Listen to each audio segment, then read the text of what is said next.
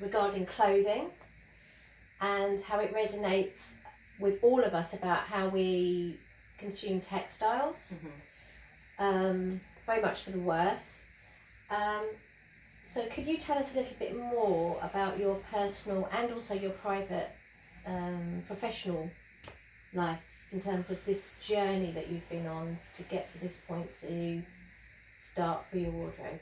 I set up a community on Facebook and actually called Free Your Wardrobe, and by the end of, so I set it up in September, and by September 2019.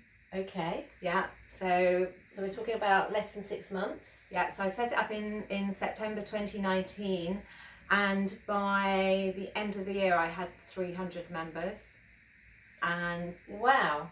Yeah, and I'd also rehomed 300 items of clothing. Wow, in 3 months basically. In 3 months. Less than 3 months. That's absolutely amazing. Yeah, and then it's sort of spiraled since then, because obviously we're in February now. I'm basically adding 100 plus members every month, so I'm now at 560 members. I took some time out in January because it was my 50th birthday. So I only really was open for 2 weeks in January. I did 100 items then, and we're not to the end of February yet, and I've done another 200 items. So that's now 600 items that I've rehomed in about 5 months. So the amazing thing for us, or the thing that really, is so warming for us, is the personal stories that come with each item of clothes that you rehome, as you call it. Yeah. Can you give us some examples? Because I know you've told me in the past about some amazing stories of people and their clothing. One friend of mine, she'd had a dress made for her when she was in Australia, and some things are quite niche. Okay.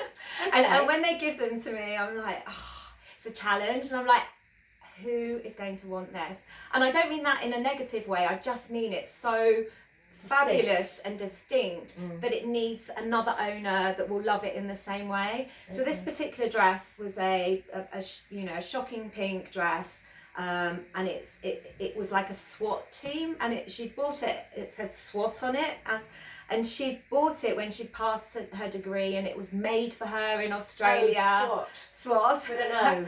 Well, it wasn't, it was with an A, but okay. but a play on in her head. Okay. Anyway, so she gave me this, and like when she gave it me, it was, it was handed over, and it hung on the rail, and on Brexit Day, so it was on Brexit Day, so the end of January. Normally I have one person here at a time, but I actually had 2 people at the same time. And so she came out with this dress in her hand, and this lady was wearing bright pink tights, had the red hair, and she's like, oh my God, this is the best thing I've ever seen. And I'm like, oh. So she put it on, and it, cliche, fit like a glove. And then I posted the picture online, and the group went mad for it. Like, everyone loved it. And Emma was the lady, and Sophie was the lady who gave it. Emma actually said, I'm going to wear this to the cinema tonight.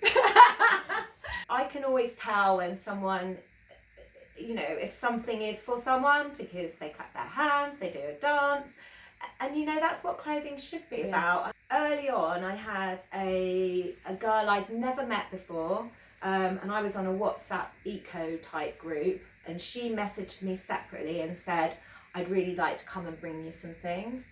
And she arrived, and she came up the stairs with these 2 big bags. Like I say, I've never met her before. And the first thing she got out was this beautiful grey wool suit. I mean, just beautiful, lovely styling. And she said, oh, there's a story behind that suit. And so it turned out she's a carer, and what she'd done is she'd actually spoken to her clients about my initiative that she'd not been to. And so this particular lady had who's in a really good place now, which you can tell by the fact that she got something out of her wardrobe. She understood what this was and she gave it. This particular lady had had some really, really, really tough times, which had culminated in her taking the awful decision to jump in front of a train.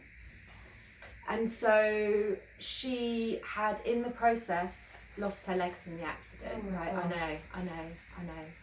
And I always feel like it is a dramatic story and it's a really sad story, but I also think it's a really hopeful story, because that lady heard about what this was. Clearly, the beauty of this suit, she loved fashion, but she had been moved to give that suit to this girl who then bought it to me.